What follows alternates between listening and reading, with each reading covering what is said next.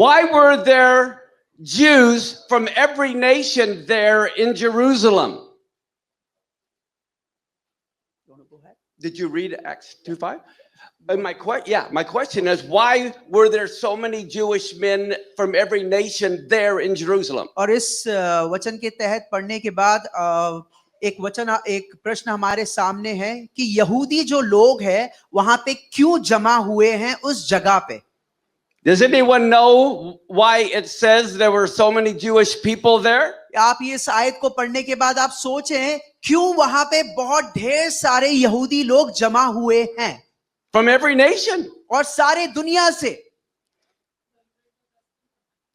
Does anyone know? किसी को पता है तो बता सकते हैं.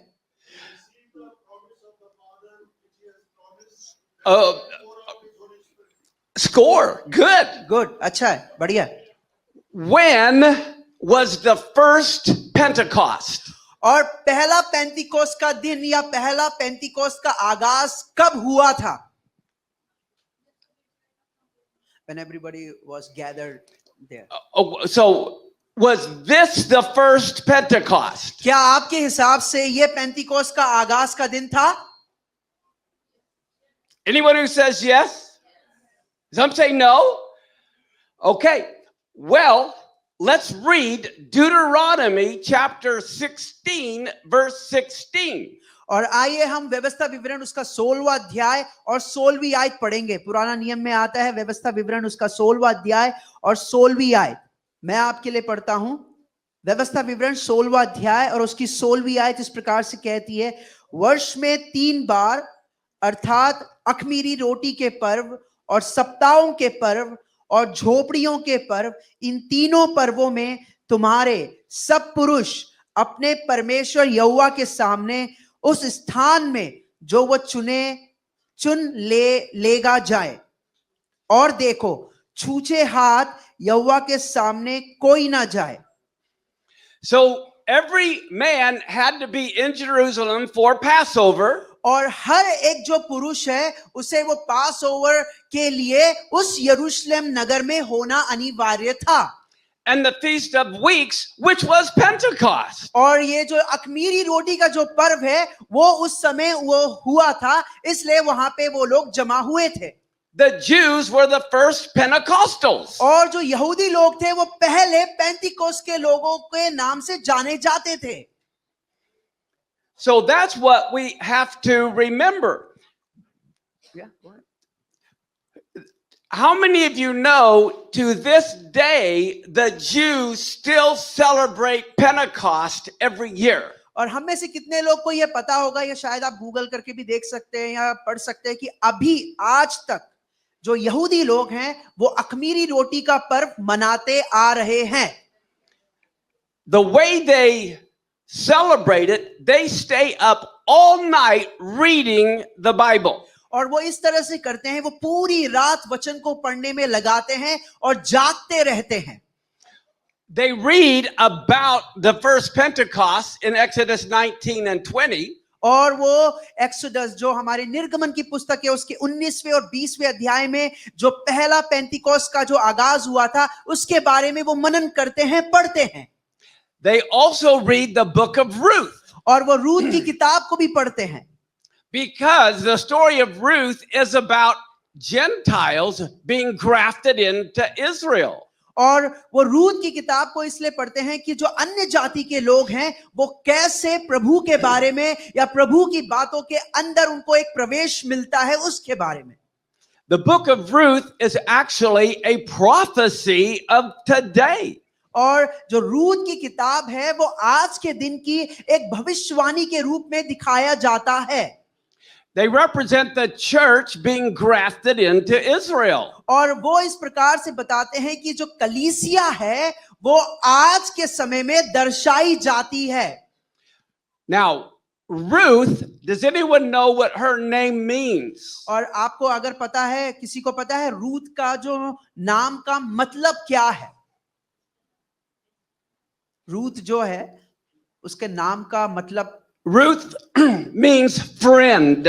और जो रूथ का जो मतलब का जो नाम का जो मतलब है वो है दोस्ती. The other lady was Orpha. और जो दूसरी एक महिला थी उसका नाम था Orpa. Orpha's name means to turn your back on. और ओरपा का जो नाम का जो मतलब है कि कोई भी चीज कर रहे हैं उससे मुड़ जाना, अपने मुंह को मोड़ लेना या मकसद से मुड़ जाना। So Ruth represents the non-Jews or the church that joins Israel, works the harvest. और जो रूथ है उसका नाम का मतलब यह है कि वो कटनी का काम करती है और अन्य जाति जो कटनी के बारे में दर्शाते उनको प्रभु के भवन में या प्रभु के राज्य में लेकर के आने का काम करते हैं। Orpha represents the part of the church that will turn their back on Israel and end up worshiping pagan gods. और जो ओरपा नाम की जो स्त्री का जो मतलब वो ये है कि जो अन्य जाति के लोग हैं वो कलीसिया से मुंह मोड़ करके, वो परमेश्वर की बातों से मुंह मोड़ करके अलग जाएंगे। Who was one of Ruth's descendants? और जो रूथ के आने वाली पीढ़ी में से एक है। अच्छा, कौन है? Sorry, Ruth's descendant was King David. और जो रूथ का जो आने वाली पीढ़ी था वो है दाऊद।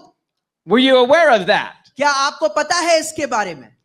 Well, guess what? और आप सोचिए, Orpha's descendant was Goliath. और जो ओरपा के जो आने वाली जो पीढ़ी थी वो गोलायत के नाम से जानी जाती है। So in these last days, the church is going to be divided, and there will be a war between the David church siding with Israel and the Goliath church who opposes Israel. और आपको ये बात याद रखने की जरूरत है कि अंतिम दिनों में युद्ध होगा और एक जो टीम बन जाएगी वो गोलायत होगी और एक जो टीम होगी वो दाऊद होगी, और इस प्रकार से दोनों के बीच में युद्ध लड़ा जाएगा कलीसिया के अंदर। And so you're going to have to make a decision, and being neutral is not one of the decisions. और आप अपने आप में कि ठीक है मैं ठंडा या गर्म हो सकता हूं, ऐसे करके आप निर्णय नहीं ले सकते हैं। Does anyone know when Pentecost is this year? और आपको पता है कि पेंतिकोस्त इस समय में कहां पर या कौन से समय में है? इस साल में 2025 में Sunday, June 1st. और जून के महीने की पहली तारीख जो इस साल में, उस समय पेंतिकोस्त को याद किया जाएगा। I'm going to teach you today why it is so important to be on God's calendar. आपको मैं बताना चाहूंगा कि जो परमेश्वर के हिसाब से जो कैलेंडर है उसके अनुसार चलना या उसको समझ में रखना वो कितना जरूरी है हमारे लिए। How would you like your spouse or your brother or sister to tell you they want to start celebrating your birthday on the Muslim calendar or the Hindu calendar? आपको कैसे लगेगा कि आपकी जो पत्नी है या आपका जो पति है या आपके परिवार वाले आपके हिसाब से जो कैलेंडर है उसको ना मान करके अन्य जाति के कैलेंडर के हिसाब से अपना जन्मदिन मनाए? कैसा लगेगा आपको? Right. So सही है। let's watch how this unfolds. तो देखते हैं कि ये चीजें कैसे खुलती है हमारे सामने। You can look at your notes. आपको नोट्स मिल चुके हैं। Genesis 1:14. और वहां पे लिखा है उत्पत्ति की किताब पहला अध्याय और 14वीं आयत इस प्रकार से कहती है। First off, I want you to notice the word seasons is a wrong translation. और यहाँ पे मैं आपको कहना चाहूंगा जो सीजन या मौसम एक गलत शब्द है या उसका जो सही मतलब नहीं बताया गया है। I'm not sure what it is in your language, but it doesn't mean winter, spring, summer, or fall. और अगर यहाँ पे ये जो मौसम का मतलब हमारे हिसाब से कि पतझड़ का मौसम, गर्मी, बारिश का मौसम, ऐसा नहीं है। It means God's divine appointments. और उसका मतलब है परमेश्वर का एक देवीय तरीके से ठहराया जाना। If I come from the ends of the earth, 12-hour time zone away, और अगर मैं दुनिया के एक दूसरे भाग से आता हूं जो 12 घंटे पीछे चल रहा है, and if I'm going to talk to Pastor Joe, we have to decide whose time zone we're going to call at so we can meet. तो मैं पास्टर जोस से कहूंगा कि हम जिनसे बात करने वाले हैं, हम उनके समय सारणी के अनुसार हम चीजों को ठहराएंगे या उनके समय सारणी के अनुसार हम बात करने वाले हैं. Now, do you tell your boss when you want to go to work, or does he tell you when to come to work? क्या आप अपने कार्यालय में जाते समय अपने बॉस को बताते हैं कि मैं अपने समय पे आऊंगा, या हम उसके समय के अनुसार कार्यालय में जाते हैं? God's the boss. और परमेश्वर हमेशा बॉस है. आमीन. When it says days and years, he's talking about the Shemitah year, the Jubilee year, holy days. और जब यहाँ पे एक साल की बात की जाती है तो परमेश्वर के ठहराए हुए दिन के बारे में बात की जा रही है. He created it on the 4th day, but he created us on the 6th day. परमेश्वर ने चौथे दिन में चीजों को बनाया, लेकिन छठवें दिन में परमेश्वर ने हम इंसान या मनुष्य को बनाया है. God created a calendar for us before he even created us, because it was so important. परमेश्वर ने एक समय सारणी को या कैलेंडर को हमारे बनाने से पहले परमेश्वर ने हमारे लिए वो बना के ठहरा दिया है. Now, we see number 1, he created them for signs. और आप पहली बात देखेंगे कि वहां पे परमेश्वर ने कुछ हम चिन्ह दिखाने के लिए हमारे लिए बनाए हैं. We might thought he created them for light or heat, but that's not what it says. और अगर हम इन चिन्ह को देखेंगे, जैसे जो लाइटें हैं आकाश गंगा में, वहां पे हम देखेंगे तो हमको लगेगा कि वो किसी चीज के वजह से है. So when he says signs, what does he mean? और अगर वो कहता है चिन्ह है, तो उस चिन्ह का मतलब क्या हो सकता है? He's talking about eclipses. और In eclipse, और the sun and the moon come together. और जैसे सूर्य ग्रहण होना, जैसे चंद्रमा और सूरज दोनों आकर के एक साथ उनका मिलन होता है, लेकिन वो पूरी तरीके से नहीं होता है जो कल हुआ था. The reason why no false prophet can manipulate it. और वो इसलिए होता है कि कोई झूठे भविष्यवक्ता इन बातों को नकार ना सके या गलत तरीके से हमारे सामने पेश ना करने पाए. And they speak to every language. और वो हर प्रकार की भाषा का उपयोग करते हैं. The number 2 reasons is seasons. और दूसरी बात, ये जो मौसम है इसके बारे में हम देख सकते हैं. And this is referring to Passover or Pentecost. और ये दिखाता है पास ओवर या पेंटिकोस्ट या पेंटिकुस्त के नाम से हम उनको बोल सकते हैं. And like the Feast of Tabernacles. और जैसे झोपड़ियों का पर्व के रूप में हम जान सकते हैं. The reason why is scientifically you can only have a lunar eclipse on a full moon. और आप कैसे एक वैज्ञानिक या विज्ञान के तरफ से हम कैसे उस चीज को मान सकते हैं कि ये सूर्य ग्रहण होना एक जैसा हो सकता है? You can only have a solar eclipse on a new moon. और नए जो चंद्रमा की जो रात है उसी में एक ही बार सूर्य ग्रहण हो सकता है. And this is why God said to Israel, the new moon determines the beginning of your month, so that when you see a solar eclipse, you know I'm talking to you. और प्रभु यीशु मसीह परमेश्वर बताता है, जब नए साल में अगर ऐसा सूर्य ग्रहण होगा तो इस बात को आप देख करके महसूस करना कि मैं कोई बात या कोई दर्शन की चीज या बहुत गहरी बात आपके सामने रखना चाहता हूं. नया महीना, आप बहुत ध्यान से सुनिए, बहुत डीप बोल रहे हैं ये, तो गलत भी हो सकता है, इसलिए बहुत ध्यान से, और मैं अपना बेहतर कर रहा हूं इसलिए. And Passover and Tabernacles are both on a full moon. So when they see lunar eclipses on a new moon, on Passover or Sukkot only, God is trying to talk to them. और जब नए महीने में, जब नए दिन में ये जो सूर्य ग्रहण हो रहा है, जब चंद्रमा और जो सूरज एक साथ आ रहे हैं, इसका मतलब है कि परमेश्वर हमसे बात करना चाह रहा है. And when he says days and years, he's referring to holy days, jubilee years. और जब वो महीने और दिन की बात कर रहा है तब वो जुबली जो पर्व है उसके बारे में वो बात कर रहा है। Let's take a look here. और आइए हम इसको देखते हैं, अच्छे से देखिए। God said in Genesis 1:14, let them, that's both the sun and the moon, determine your calendar. और उत्पत्ति पहला अध्याय 14वीं आयत में परमेश्वर कहता है कि ये जो दोनों ये जो चंद्रमा और सूरज ये हमारे पृथ्वी में अपने अपने समय के अनुसार चलते रहें और दिन और रात को बताते रहें। But the Gregorian calendar is based only on the orbit of the earth around the sun. और जो ग्रेगोरियन एक कैलेंडर है जो हमारे जो इब्रानी भाषा में वहां पे लोग इस्तेमाल करते हैं वो बिल्कुल कुछ इस प्रकार से दिखाई देता है।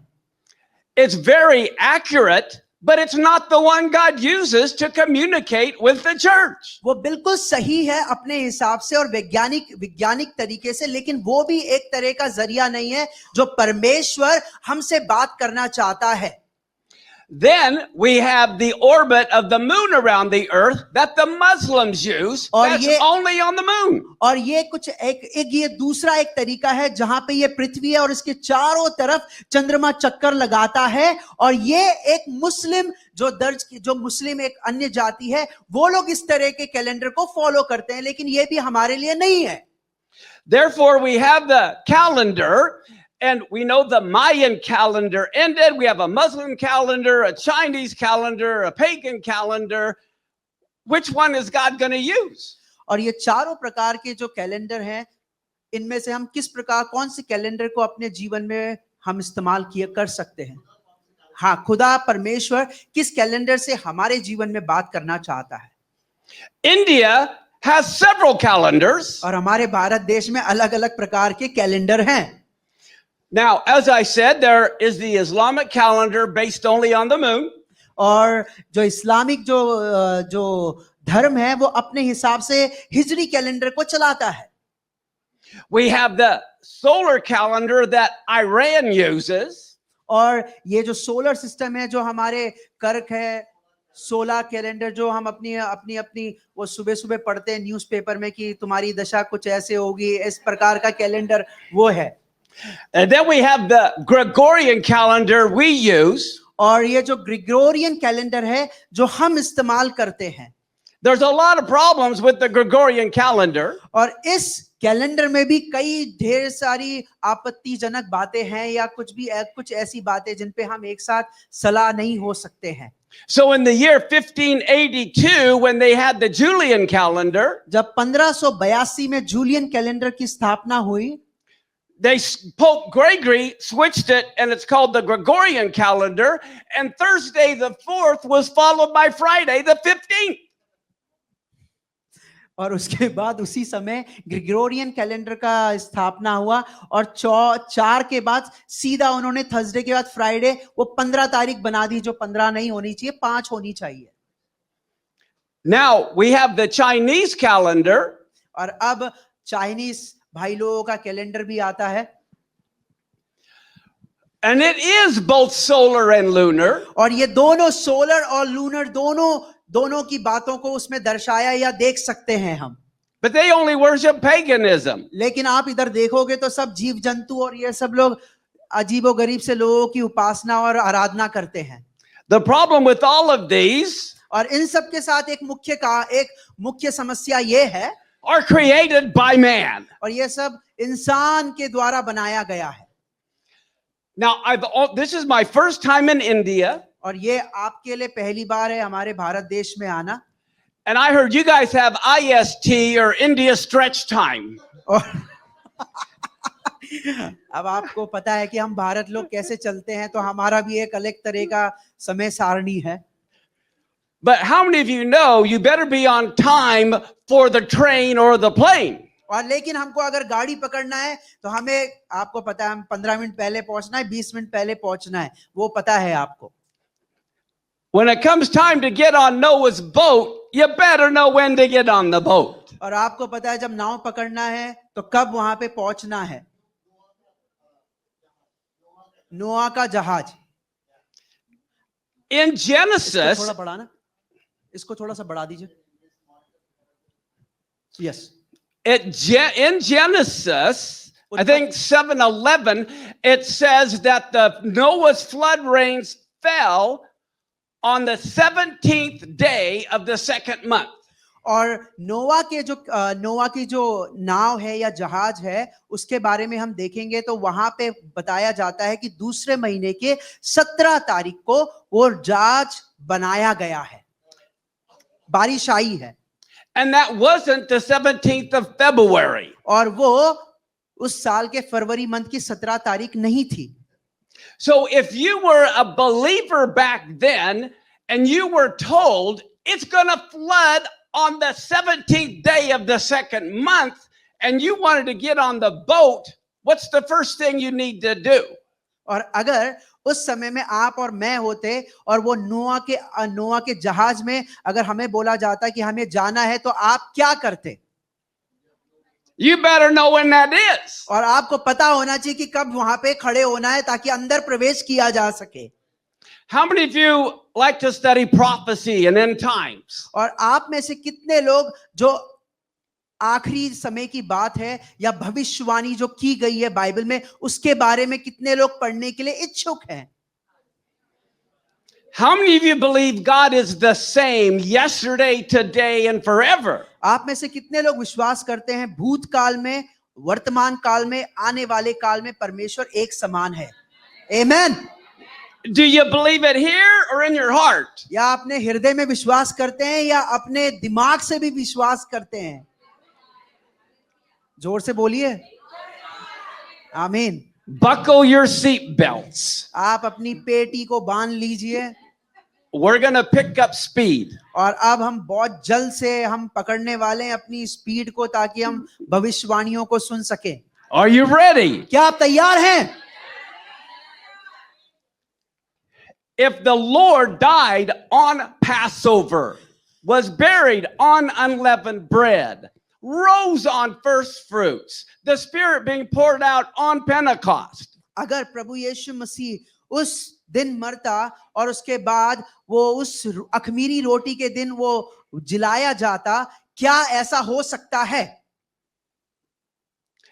then he will fill the fall feast to the very day of his second coming. और दूसरे उसका जो दूसरा आगमन होता वो उस अखमीरी रोटी के समय के दिन होता। The tribulation will start on the Feast of Trumpets. और जो तुरई फूकी जाने वाला जो पर्व है उस समय हमारा जो ट्रिबुलेशन या अंत की पीड़ाओं का समय शुरू हो जाता। Israel will realize Yeshua is the Messiah on Yom Kippur. और योम किपुर, व्हाट इज दैट? और जो परमेश्वर का जो ठहराया हुआ दिन है उद्धार का दिन, उसमें उनको लगता है कि परमेश्वर की वापसी होने वाली है। उस समय परमेश्वर के लोग परमेश्वर को, यीशु मसीह को जानेंगे। And he will dwell with man on the Feast of Tabernacles. और झोपड़ियों के पर्व के समय परमेश्वर अपने लोगों के साथ रहेगा। I'm going to explain things to you where your life will be changed. और मैं आपको ऐसी बात बताने जा रहा हूं कि हम सब का जीवन बदलने वाला है। The problem is we've all been born with a broken watch. और हम जो मुद्दे की बात यह है कि हम समय के साथ हम बोर हो चुके हैं। टूटी हुई घड़ी के समान हम टूटे हुए हैं या बिल्कुल कुछ समझ नहीं रखते हैं। And we've been born with a broken compass. और हम टूटे हुए दिशाएं जिसमें हमको पता नहीं चलेगा कौन सी दिशाओं में जाना है, ऐसी बातों में हम पैदा हुए हैं, खोए हुए हैं। We don't know what time it is or where we're going. और हमें यह भी नहीं पता है कि कौन सा समय चल रहा है और हम कौन से समय में हम आगे बढ़ने वाले हैं। So here we are with a broken compass. और हम जो एक टूटी हुई दिशाएं हैं उसमें हम जब हैं, a broken watch, और एक ऐसा समय है जिसके बारे में हमें पता नहीं है। So most believers are lost in space. और बहुत से विश्वासी लोग दुनिया में खो गए हैं। We're lost in time. हम अपने समय में खो चुके हैं। and we've lost our connection. और हमने अपने उस रिश्ते को भी खो दिया है. Kind of like bad Wi-Fi between us and God. और ऐसा लग रहा है कि प्रभु और हमारे बीच में जो वाईफाई है उसकी जो स्पीड है वो खत्म हो चुकी है या खराब हो चुका है. In Jeremiah 10 verse 23, और यिर्मयाह 10 का 23 आयत में इस प्रकार से लिखा है. it says, you can look it up in yours. Look it up. Jeremiah 10:23. Oh, it's on your notes. It's on your notes. Okay. Yeah, third verse. Should I read? Yeah, Jeremiah 10:23. हे यहोवा, मैं जानता हूं कि व्यक्ति सचमुच अपनी जिंदगी का मालिक नहीं है. लोग सचमुच अपने भविष्य की योजना नहीं बना सकते हैं. लोग सचमुच नहीं जानते कि कैसे ठीक जीवित रहा जाए. We know how to walk, but we don't have any idea where we're going. हमें अच्छे से पता है चलना किस प्रकार से है, लेकिन किस दिशा में जाना है वो हमें पता नहीं है. In Ecclesiastes 3:1, और सबोपदेशक उसका 3रा अध्याय पहली आयत इस प्रकार से कहती है, हर एक बात का एक अवसर और प्रत्येक काम का जो आकाश के नीचे होता है एक समय है. the problem is the church isn't on God's calendar and they're planting at plucking time and plucking at planting time. अगर हम परमेश्वर की समय सारणी के अनुसार नहीं चल रहे हैं तो जब बोना होगा हम काटेंगे और जब काटना होगा हम बोएंगे, तो सब उल्टा चलेगा. Are believers supposed to know the times and seasons? और एक विश्वासी का ये कर्तव्य होता है कि हमें परमेश्वर के मौसम के बारे में, उसके समय के बारे में जानना जरूरी है. So what time is it? उसका मतलब क्या क्या समय होगा? What season are we in? Are we in planting time or plucking time? और क्या हम किस समय में, किस मौसम में जी रहे, तोड़ने वाले में, बोने वाले में, काटने वाले में? We're supposed to know the times and seasons, but we have no idea how to find out what the times and seasons are. और हमें ये जानने की जरूरत है कि कौन सा समय, कौन सा मौसम है होना चाहिए, लेकिन हम उसके बारे में जानते नहीं है कि कौन सा समय है, कौन सा मौसम है. Read Genesis 7:11. और उत्पत्ति 7 उसका 11 में पढ़ना चाहूंगा. जब नूह की आयु 600 वर्ष के दूसरे महीने का 17वां दिन आया, उसी दिन बड़े गहरे समुद्र के साथ के सब सोते फूट निकले और आकाश के झरोके खुल गए. Right there, it tells you it was the 17th day of the second month in the 600th year of Noah's life. और 17वां दिन था दूसरे महीने का, जब नूह की आयु 600 वर्ष थी. Do you understand what that means? उसका मतलब क्या है आपको पता है? They had a calendar back then. और उस समय भी उनकी समय सारणी के अनुसार एक कैलेंडर हुआ करता था. They already had a calendar 6,000 years ago that God gave them. They knew how long the year was, the month was, the week was. और उस समय भी 6000 साल पहले परमेश्वर ने उनके समय में भी एक कैलेंडर दिया था कि कैसा मौसम होगा, कैसा दिन होगा, कैसे जीना है, वो परमेश्वर ने उनको दिया था. Why aren't we on that calendar? हम क्यों उस कैलेंडर के हिसाब से नहीं जी रहे हैं आज के समय में? Now, I'm going to show you something very interesting. अब बहुत ही एक रोचक बात मैं आपके सामने रखना चाहता हूं, आप इसको देख सकते हैं. God created the sun and the moon for signs. और परमेश्वर ने सूरज और चंद्रमा को कुछ हमें बातें बताने के लिए, अंकित करने के लिए, सूचित करने के लिए बनाए हैं. What's significant about that? When you see how tiny the moon is, जब हम चंद्रमा को देखेंगे कि वो कितना छोटा है अपने आकार में, how can this little moon block out this gigantic sun? और कैसे आप इस बात पे विश्वास कर सकते हैं कि एक छोटा सा जो चंद्रमा है वो इतने बड़े सूरज को कैसे अपने आकार से ढांप सकता है? It's just like my thumb can block out your entire head. और ये कुछ ऐसा होगा कि मेरा छोटा सा अंगूठा है जो आपके इतने बड़े सर को ढांप रहा है. It has to do with size and distance. और ये कुछ दूरी और आकार के हिसाब से होना चाहिए. This is why the moon and the sun look the same size in the sky. और इसलिए आसमान में अगर आप अपनी सीमित आंखों से देखोगे तो जो सूरज और चंद्रमा का आकार एक जैसा कुछ दिखाई पड़ेगा. But you know what's amazing? God planned it that way. लेकिन परमेश्वर ने उन दोनों को बहुत ही रोचक तरीके से अपनी अपनी जगह पे ठहराया है। The sun is exactly 400 times larger than the moon and 400 times further away. और अगर हम देखेंगे तो जो चंद्रमा है वो सूरज के हिसाब से 400 किलोमीटर, उसकी जो दूरी है वो 400 किलोमीटर दूरी है, और उसका जो आकार है वो 4 गुना है जो हमारा जो सूरज दिखाई देता है। And the Hebrew letter Tav means sign and has a numerical value of 400. और जो इब्रानी भाषा का जो वर्ड है, जो अल्फाबेट है, उसका नाम दिया गया है टाव, और उसी का अगर हम उसको अगर हम गिनतियों में उसको अगर बदला जाए तो उसको हम 400 एक नंबर दे सकते हैं। Amazing. और बहुत ही अच्छा है सोचने में। So like I said, are we to know the times and seasons and what time is it? और हमें, इसलिए मैंने कहा कि हमें जानने की जरूरत है कौन सा मौसम है, कौन सा समय है। The world has all kinds of time zones. और जो पूरी दुनिया है, आपको पता है कि अलग अलग समय के साथ उनकी वॉच है और अपने अपने समय से वो जीते हैं। But the question is, what time is it on God's prophetic time clock? और लेकिन प्रश्न ये उठता है कि परमेश्वर की भविष्यवाणी के अनुसार कौन सा समय उसके साथ सही बैठता है। God's time clock is based on the weeks, the months, and his festivals. और परमेश्वर का जो समय है वो हमारे हिसाब से नहीं, लेकिन उसके हिसाब से ठहराए गए उत्सव और जो त्योहार है उसके अनुसार बैठता है।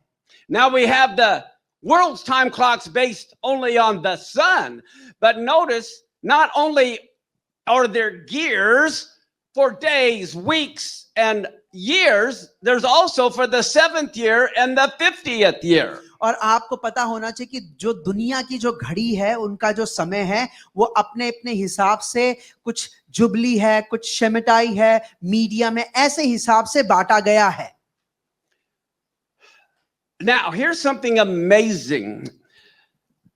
Read Exodus 12, verse 1 and 2. और बहुत अच्छी एक रोचक बात है आपके सामने अभी हम रखने जा रहे हैं। उससे पहले वचन पढ़ेंगे निर्गमन 12 अध्याय, उसकी पहली और दूसरी आयत, और मैं आपके लिए पढ़ना चाहूंगा। फिर यहोवा ने मिस्र देश में मूसा और हारून से कहा, यह महीना तुम लोगों के लिए आरंभ का ठहरा है, अर्थात वर्ष का पहला महीना यही ठहरे।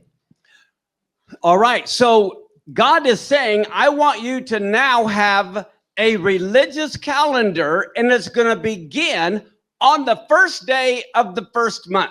और परमेश्वर अब मिस्र लोगों को, मिस्र में मूसा और हारून को इस प्रकार से कह रहा है कि अब मेरे हिसाब से ये महीने का, ये साल का पहले महीने का दिन ठहराया जाना चाहिए। Did you know during the plagues, the 3 days of darkness started on Nisan 1? और आपको पता है जो 10 विपत्तियां आई थी उनके, sorry can you repeat one more time?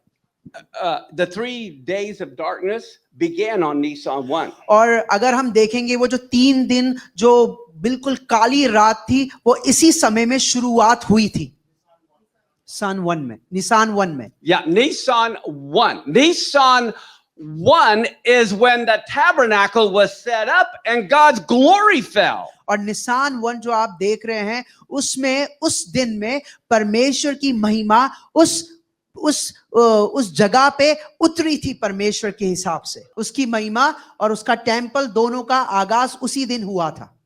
How many of you would like to have been there on Nisan 1, the very day God's glory fell the first time? और आपको कैसे लगेगा कि जब निसान के पहले दिन में परमेश्वर ने जो वो अपनी जगह को बनाया और परमेश्वर की उपस्थिति वहां पे गिरी?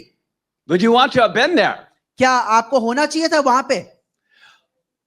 When you're on God's calendar, guess what? अगर आप परमेश्वर के कैलेंडर या उसके समय के अनुसार होते तो सोचो क्या होने वाला है फिर। Today is Nisan 1. और आज वही दिन है जब परमेश्वर का ये जगह और परमेश्वर की उपस्थिति का आगाज हुआ था। आज निसान 1 है बाइबल के कैलेंडर के हिसाब से।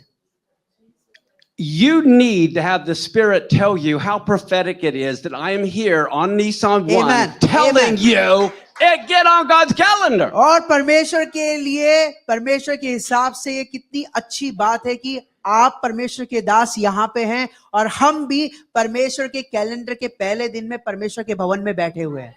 आमीन।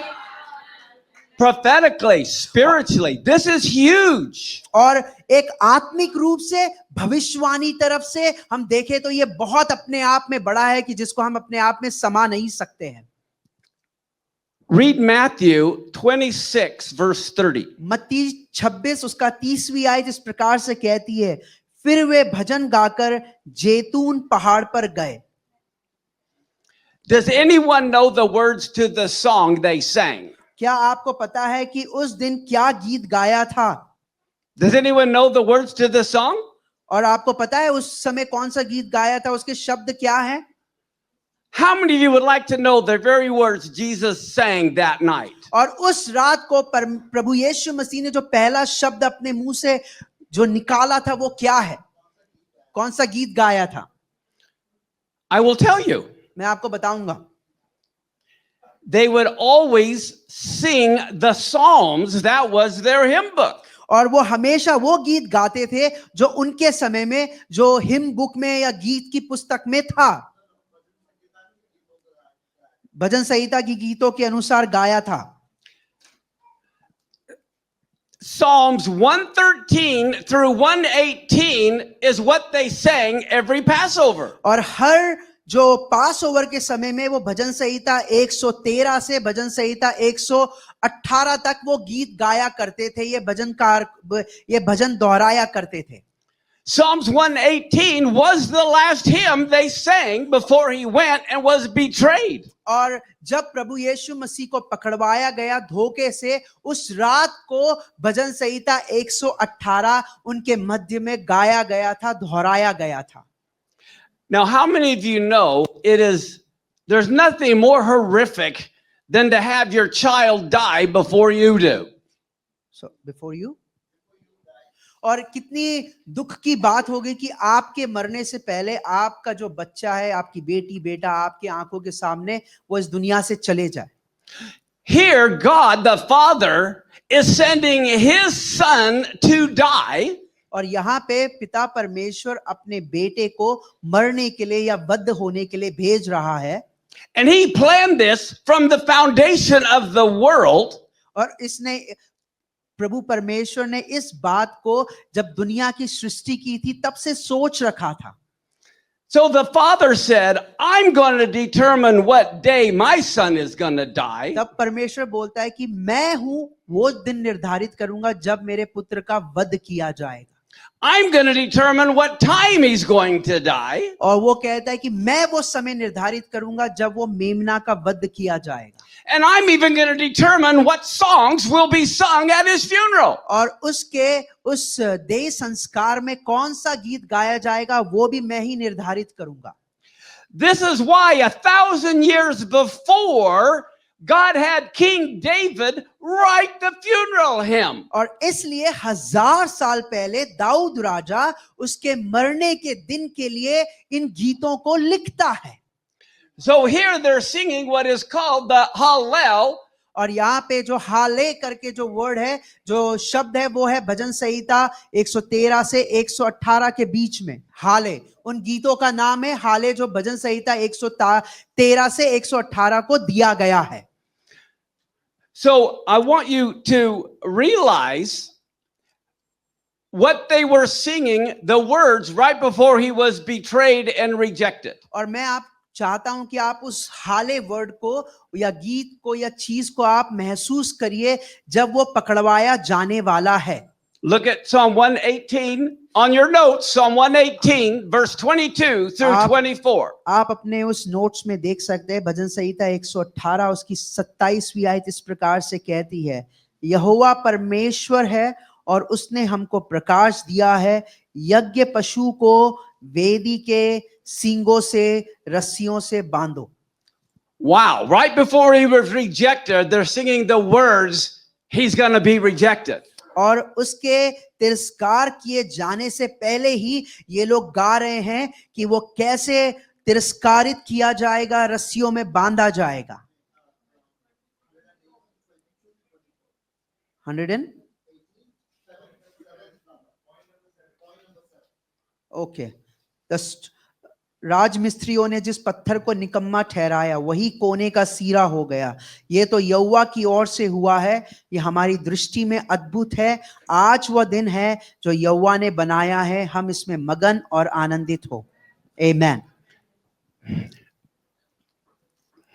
All right. They sing Psalm 118 3 times every day during Passover week. और जो पास ओवर के जो सप्ताह चल रहा है उसमें वो उस सप्ताह में वो 3 बार भजन संहिता 118 को दोहराते हैं।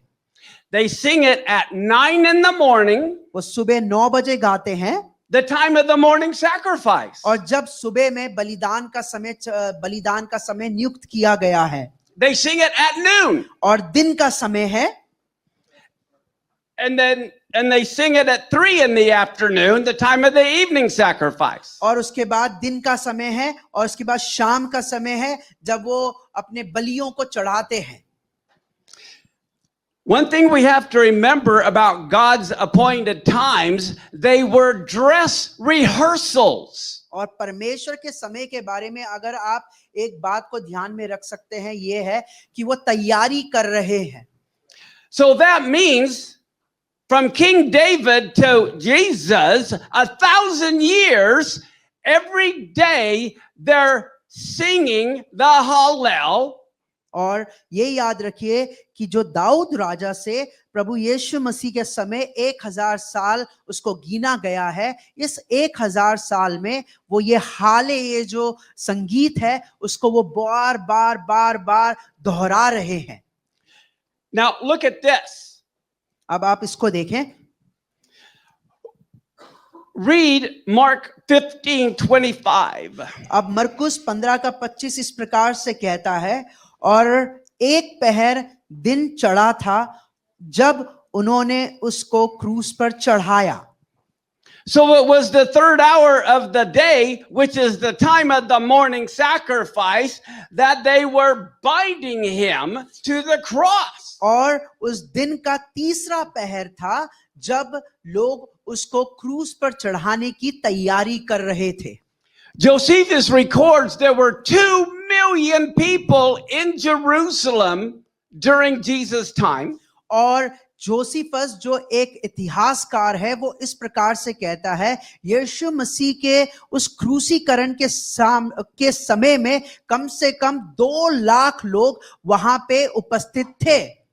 Can you imagine a 2 million member choir all singing in unison? और बहुत आप इस मंजर को देख सकते हैं कि यीशु मसीह को जब मारा जा रहा है, जब क्रूस पे ले जाया जा रहा है क्रूस की तरफ, वहां पे कम से कम इतने ढेर सारे लोग तादाद में खड़े हैं और उसको देख रहे हैं। Because it's 9 in the morning, what is he hearing everyone sing when they're nailing him to the cross? और सुबह के 9 बज रहे हैं और वो क्या सुन रहा है अपने कानों से जब उसके हाथों में और पैरों में कीलें ठोकी जा रही हैं। Look at Psalm 118:27. और भजन संहिता 118 27वीं आयत इस प्रकार से कहती है, यहोवा परमेश्वर है और उसने हमको प्रकाश दिया है, यज्ञ पशु को वेदी के सींगों से रस्सियों से बांधो। At the very moment they're nailing him to the cross, he hears everyone singing. We're nailing him to the cross, and that is when they're binding the Passover lamb to the altar in the temple all at the same time. और जब वो सुन रहा है कि लोग ये गीत गा रहे हैं और इसी के साथ साथ उसके सुनने के साथ साथ अब एक वध का मेमना का वध किया जाने की भी तैयारी चल रही है। दोनों बातें एक ही साथ एक ही जगह पे हो रही है। And then we find at noon, the 6th hour of the day, here he is suspended between heaven and earth. और दिन के दूसरे पहर में 6 बजे हम एक नजारा और देखते हैं कि जो ऊपर से आकाश है वो बिल्कुल अलग हो रहा है पृथ्वी से, and all the lights go out. और अंधियारा हो जाता है। Can you imagine everyone freaking out? और सब लोग डर गए अचानक से। आप सोचिए। But they know the songs, they don't need the book. लेकिन आपको पता है ऐसे सन्नाटे घोर घनघोर अंधेरे में उन्हें अब सॉन्ग बुक या किसी पेपर की जरूरत नहीं है, उनको वो सारा रटा हुआ है। And what are the words to the song while he's suspended there between heaven and earth? और उस आसमान और पृथ्वी के बीच के सन्नाटे में जब प्रभु यीशु मसीह का क्रूसीकरण हो रहा है, किस प्रकार का गीत वो दोहरा रहे होंगे, आप सोचिए। Psalm 118 verse 16. और भजन संहिता 118 और उसकी 16वीं आयत वो गुनगुना रहे हैं, और मैं पढ़ना चाहता हूं। यहोवा का दाहिना हाथ महान हुआ है, यहोवा के दाहिने हाथ से पराक्रम का काम होता है। Hallelujah. So every year for thousands of years, they're going through the dress rehearsal of singing the song and making sure it happens at 9 in the morning and at noon, and then और हर ये जो 1000 साल हैं, इस हर 1000 साल के हर साल में वो जो लोग हैं तैयारी कर रहे हैं। सुबह के 9 बजे बलिदान के समय में, दिन का जो बलिदान के समय में ये सारा जो बात है वो बार बार दोहरा रहे हैं, बशर्ते वो 1000 साल के मध्य में। याद रखिए। And then we find at the 9th hour or 3 in the afternoon, at the very moment they're slaying the Passover lamb for the nation. और दुनिया के लिए, सारे संसार के लिए, और जो दिन का जो पहर है, जो छठा घंटा है, उसमें वो मेमने का वध करने जा रहे हैं।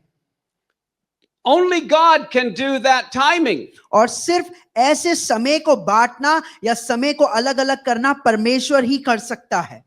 And what are they singing? Look at Psalm 118, 2 through 7. और भजन संहिता 118 और उसकी 2 और 7वीं आयत आप देख सकते हैं। यहाँ पे इस प्रकार से लिखा है, इस्राएल कहे उसकी करुणा सदा की है, हारून का घराना कहे उसकी करुणा सदा की है, यहोवा के डरवे कहे उसकी करुणा सदा की है। मैंने सकेती में परमेश्वर को पुकारा, परमेश्वर ने मेरी सुनकर मुझे चौड़े स्थान में पहुंचाया। यहोवा मेरी ओर है, मैं ना डरूंगा, मनुष्य मेरा क्या कर सकता है। यहोवा मेरी ओर मेरा सहायक है, मैं अपने बैरियों पर दृष्टि कर संतुष्ट हूंगा। आमीन। And what happened at that moment? और उस समय में क्या होता है? The veil of the temple was ripped in two. और जो भवन था, उसका जो पर्दा था, वो बिल्कुल अपने 2 भागों में फट के अलग हो गया। What was the meaning of the veil being ripped? और उस पर्दे का अपने आप से 2 भागों में बंटना, उसका मकसद या उसका मतलब क्या है? Here is a painting from the 14th century. और 14वीं शताब्दी में एक पेंटिंग, किसी कलाकार ने एक पेंटिंग की थी, वो आपके सामने यहाँ पे दर्शाया गया है। It's a painting of Jacob ripping his garment over a broken heart, thinking Joseph had been killed. और यहाँ पे उस बात को दर्शाया गया है कि याकूब अपना जो कपड़ा है वो फाड़ रहा है, इस बात को समझ के कि उसका जो बेटा है उसको वध कर दिया गया है। In Hebrew, the word is kariah, and it means that it was a way of expressing grief, exposing a broken heart over the death of your child. और कीरिया का मतलब है, जो हमारे इब्रानी भाषा में इस्तेमाल किया गया, उसका जो मतलब यह है कि अपने बेटे के मारे जाने की याद में अपने शरीर से जो कपड़ा पहना है उसको फाड़ करके फेंक देना, ऐसा कुछ उसका मतलब है। So the father was rending his garment over his broken heart of the death of his son. वो जो पिता है वो अपने पुत्र की मौत के वजह से उस दर्द में वो अपने शरीर से उन कपड़ों को निकाल करके फेंक रहा है। Now here's a model of Jerusalem. और यहाँ पे आप यरूशलेम जो जगह है उसका एक आप मॉडल देख सकते हैं। And he was crucified on the Mount of Olives, which was east. और यहाँ पे ये जो कील दिखाया गया, यहाँ पे प्रभु यीशु मसीह को क्रूस पे लटकाया गया था। There were three valleys, the Kidron, the Tyropium, and the Hinnom Valley. और उस ऊंची उस खोपड़ी की जगह से आप देखेंगे कि तीन जो अलग अलग जो नहरें हैं पानी की वो निकल रही हैं। टायरोपियन है, किड्रोन है और हिनोम है। Hinnom was known as the Valley of Blood. और हिनोम जो अपने आप में एक लहू की घाटी के बारे में कहलाई जाती है। Now, what they would do, there were gigantic cisterns underneath the Temple Mount that would hold 10,000 gallons of water. और ये जो आज जगह देख रहे हैं, ये अपने आप में इतनी बड़ी है कि वो कम से कम 10,000 गुना पानी को अपने आप में वो समेट के रख सकती है। Now, everything would go south. और सब अपने आप में होगा। South is downhill. और सब ऊपर से सब अपने आप हो रहा है, अपने आप जा रहा है। So here's what I want you to let me go back. Okay, so I want you to think about this. आप इस चीज को अपने दिमाग में रख करके एक बात को सोचिए। 2.5 million people in Jerusalem for Passover. और यरूशलेम में कम से कम 2 लाख लोग हैं जो वो पास ओवर जो पर्व है उसको मनाने के लिए जमा हुए हैं। And there were 10 people to 1 lamb, so everyone would get some. और जो 10 लोग हैं एक मेमने को खा सकते हैं, वो जमा हुए हैं। That means in one day they killed 250,000 lambs. तो इसका मतलब है गुणा भाग करेंगे तो 2,500 ऐसे कई मेमने को उस एक दिन में वध किया गया है। We're talking about 65,000 gallons of blood. तो आप सोचिए, अनुमान करिए कि 65,000 गैलन, इतना ढेर सारा जो खून है वो मंजर कैसा होगा। Where's all that blood going to go? और कहां पे वो सारा इतना मेमने को मारने के बाद, काटने के बाद वो सारा खून कहां पे जा रहा है? There were 4 holes around the corners of the altar. और जो वेदी है, वेदी के चारों तरफ में इधर उधर इस तरफ चारों तरफ में खाने बनाए थे या छेद था।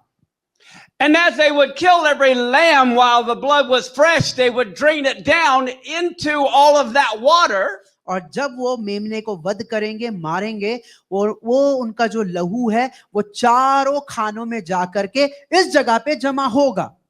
250,000 lambs is equivalent to 1,100 drums of blood. और 25 कम से कम 2,500 अगर मेमने को हम वध करेंगे और उनके खून को अगर हम बटोरेंगे तो कम से कम 1,100 या 55 इतने ड्रमों को इकट्ठा करना पड़ेगा, वो सारे 2,500 मेमने के खून को बटोरने के लिए। So here we have the Messiah facing the Father. और यहाँ पे जो मसीहा है वो मौत के मंजर पे खड़े होकर के अपने पिता को निहार रहा है। Now, because the temple faced east, the right side is south going downhill. और ईस्ट में यहाँ पे क्रूसीकरण हो रहा है और यहाँ पे लोगों को देखा जा रहा है। On the south side of the temple was called the toilet gate. और जो परमेश्वर का जो भवन है, वो जो जगह है, उसके बाहर की जगह को टॉयलेट के नाम से जाना जाता है, उसको कहते हैं। And just like a giant toilet, they would flush it, and all of those 17,000 gallons of blood with the 17,000 gallons of water would go rushing downhill into the valley of blood. और जो 17,000 इतने जो ढेर सारे ये जो drum है और इनका जो ब्लड है वो इधर से पूरा बहते हुए वो नीचे सारे जगहों में जा रहा है। So at the very moment the blood and the water was flowing from Jesus' right side, a river of blood and water is flowing from the Father's right side. और यहाँ से जैसे प्रभु यीशु मसीह का लहू अपने दाहिने तरफ से यहाँ से निकल के जा रहा है, उसी समय परमेश्वर के तरफ से ढेर सारा खून भी इसी तरफ से जा रहा है। मंदिर से आपको जो मेमने को मारा गया है वही लहू। But if you thought that he was going to die a month earlier अगर आपको लगता है कि वो 1 महीने पहले मर जाता प्रभु यीशु मसीह or a month later, और 1 महीने बाद, you would have missed all of these signs. तो ये सारी जो बातें हैं, खून का बहना, वो चारों खाने, वो सारी चीजें हमारे बुद्धि से परे हो जाते हैं, हम उसको कभी समझ नहीं पाते। How many of you want to hear God when he calls? और कैसे आप सुनेंगे कि आप चाहेंगे कि परमेश्वर आपको बुला रहा है और आप उसकी आवाज को सुने। He doesn't operate on a solar calendar. और ये जो दुनिया का जो सोलर सिस्टम है उसके हिसाब से परमेश्वर नहीं चलता है। Easter, which speaks of his resurrection, और जो ईस्टर जो हमारा जो त्योहार है, पर्व है, जो उसके जी उठने के बारे में बताया जाता है, sometimes is a month before he dies. और कभी कदार वो कैलेंडर के हिसाब से मरने से 1 महीने पहले आ जाता है। How can we celebrate the resurrection a month before he dies? Because we're on the wrong calendar. वो कैसे हो सकता है ऐसे कि उसके मरने का महीना पहले आ चुका है? क्योंकि हम दूसरे कैलेंडर के हिसाब से चल रहे हैं। It's because the Catholics decided it that way and we're following the Catholics. और क्योंकि जो रोमन कैथलिक्स लोगों ने उसको इस तरीके से बनाया है और हम उसी को फॉलो करते आ रहे हैं, इसलिए हम इस प्रकार से कर रहे हैं। Wow. How many of you believe the Bible says in the last days are to be like the days of Noah and the days of Lot? और कैसे आप में से कितने लोग विश्वास करते हैं कि बाइबल कहती है अंतिम दिनों में कुछ ऐसा समय आएगा जैसे लूत का समय था, इस प्रकार से ऐसा समय आने वाला है। नूह का समय और लूत का समय। Is that right? सही है। No one knew when it was going to flood. और किसी को भी पता नहीं था कि वो जो पानी का जो बहाव या वो कब आएगा। And in the days of Lot, Abraham knew when the destruction was coming. और जो लूत का समय में जो लूत है उसको पता था अब्राहम को कि परमेश्वर कब वहां पे आग भेजने वाला है। So there are people that are going to know when it's going to happen and there are people who are going to be clueless. और एक ऐसा भी समय है जब लोगों को पता है कि चीजें होंगी, और एक ऐसा भी समय है कि लोगों को पता है कि उन चीजों में उनको सम्मिलित किया जाएगा।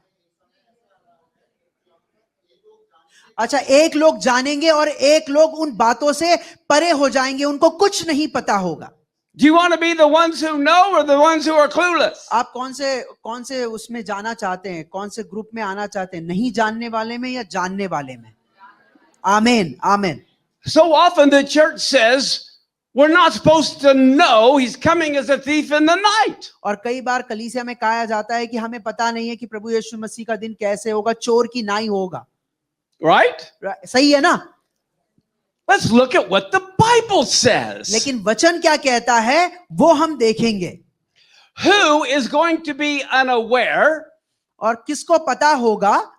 To whom does he come as a thief in the night? और रात्रि के समय वो कैसे चोर के समय आने वाला है? You have to read it in context. और आपको इस वचन को उसके संदर्भ में पढ़ना पड़ेगा। He comes as a thief in the night to the foolish virgins in Matthew 25:12. और मत्ती रचित सुसमाचार 25वें अध्याय और 12वीं आयत के अनुसार प्रभु यीशु मसीह उन लोगों के लिए चोर के हिसाब से आएगा, उन 5 बेवकूफ राजकुमारियों के बराबर जिनकी शादी नहीं हुई थी, जो 5 कुमारी अलग थी और 5 कुमारी अलग थी, उनके लिए आने वाला है। He comes as a thief in the night to the evil servants in Matthew 24:50. और ये उस जो खराब एक स्वामी है उसके लिए जो कहानी मत्ती रचित सुसमाचार 24:50 में दी गई, उसके लिए प्रभु यीशु मसीह रात में चोर के समान आएगा, ऐसा दर्शाया गया है। He comes as a thief in the night to the dead church in Revelation 3:3. और मरे हुए कलीसिया के बारे में जो प्रकाशित वाक्य 3:3 में दिखाया गया है, उसके लिए प्रभु यीशु मसीह रात को चोरों के समान आएगा। He comes as a thief in the night to the sleeping church in Revelation 3:18 and Revelation 16:15. और सोई हुई कलीसिया के बारे में जो प्रकाशित वाक्य 3:18 और 16:15 में दिखाया गया, उसके लिए प्रभु यीशु मसीह एक चोर के समान आने वाला है।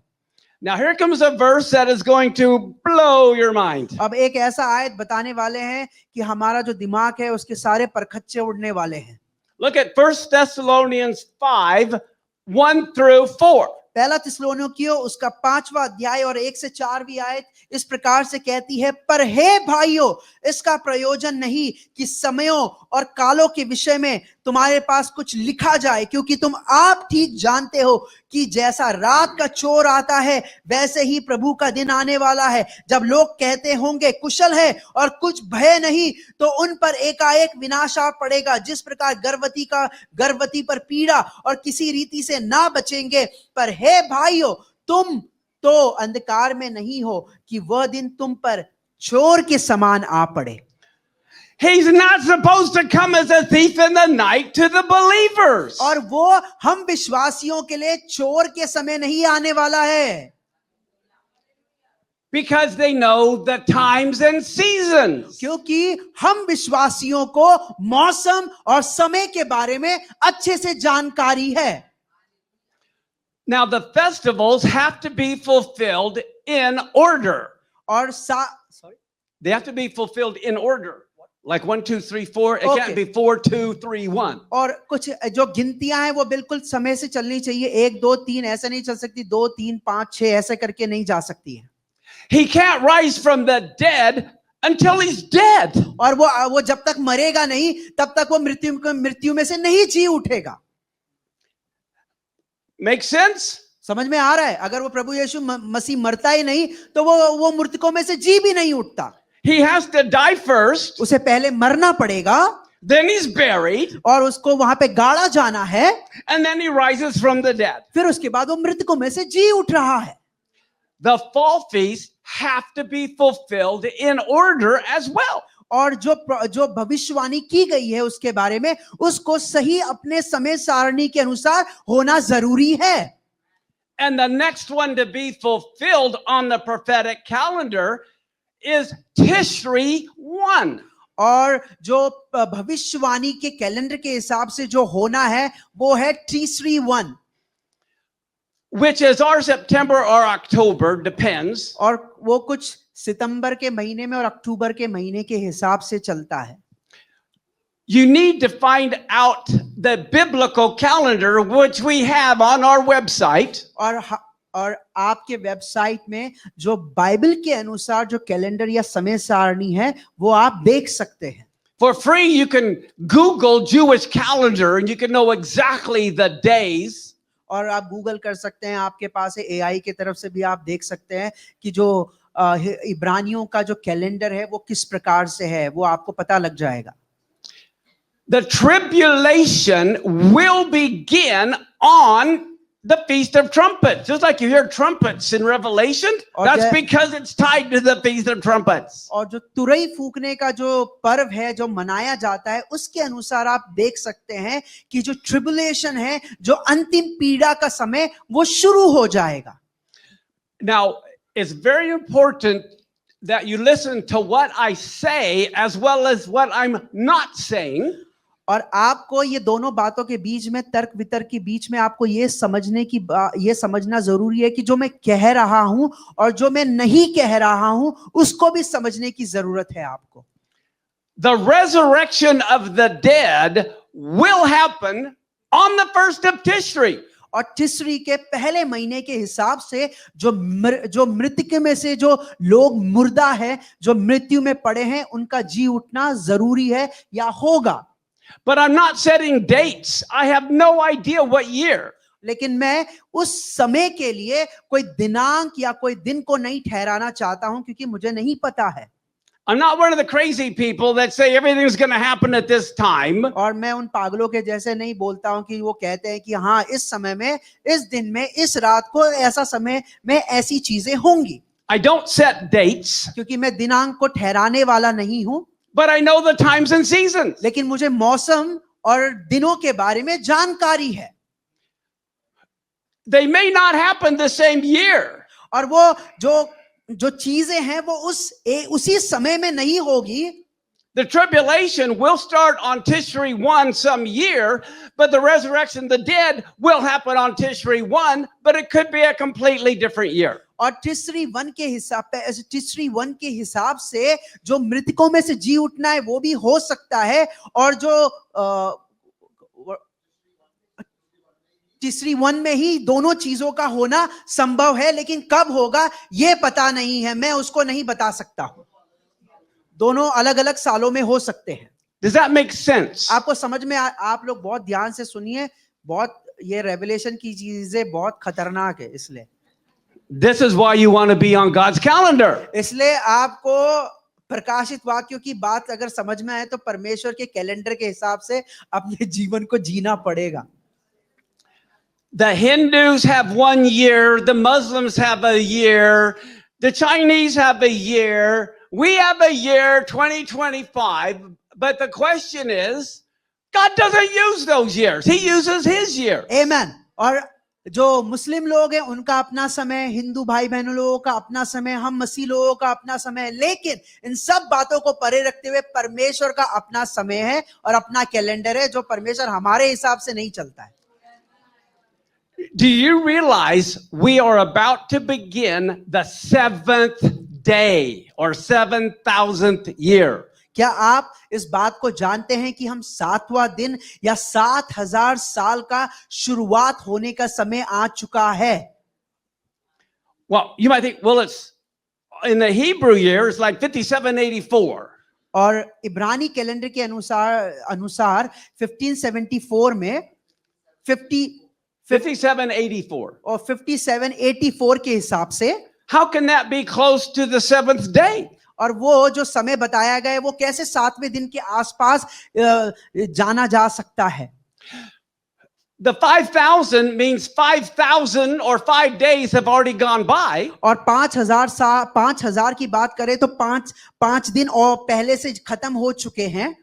The 784 means about 800 years of the 6th day has gone by. और 784 को अगर हम उसका गुणा करें तो आप उसको मान लीजिए कि 7 दिन ऑलरेडी खत्म हो चुके हैं। When do they start the Sabbath? और वो सबत का दिन कब मनाते हैं या कब शुरुआत करते हैं? Friday night. और शुक्रवार की रात, Because it's evening and morning. क्योंकि रात भी है और सुबह भी है। 5784 is like 80% of the 6th day is over. We are right now at sunset beginning the 7th day. और 5784 का मतलब है कि जो 6 दिन खत्म होने वाला है और हम 7वें दिन के पहले पहर में खड़े हैं। How many of you know Daniel was Jewish? और आप में से कितने लोगों को पता है कि जो परमेश्वर का दास दानियल था वो यहूदी था? How many of you know Daniel wasn't on the Gregorian calendar? आप में से कितने लोगों को पता है कि जो डेविड था वो ग्रेगोरियन कैलेंडर को फॉलो नहीं करता था? Daniel. How many of you heard of Daniel's 70 weeks? और आप में से कितने लोगों को पता है दानियल का 70 वो सप्ताह? Okay. When he says 70 weeks, what week is he talking about? और वो जो 70 सप्ताहों की बात करे उसका क्या मकसद है या क्या मतलब आप निकाल सकते हैं? He was talking about a Shemitah week. और वो शिमिता वीक करके उसके बारे में बता रहा है।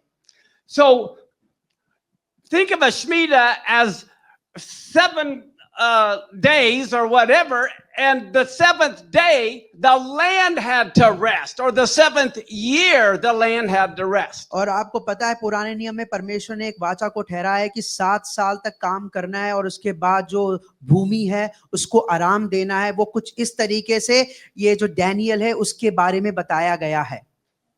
All right? How many of you know there's 1 week of 7 years left? How many of you know the tribulation lasts 7 years? There's 1 week of 7 years left of Daniel's prophecy. और आपको कितने लोगों को पता है कि जो डैनियल के हिसाब से जो 7 साल का पूरे होने में 1 सप्ताह बाकी है, वो जो ट्रिबुलेशन का समय शुरू होगा जो डैनियल की किताब के अंदर बताया गया है। Is everyone familiar with that? क्या उसके बारे में पता है आप लोगों को? Are you? I have to see this or this. अरे आप ऐसे ही करो, हाँ पता है. Okay.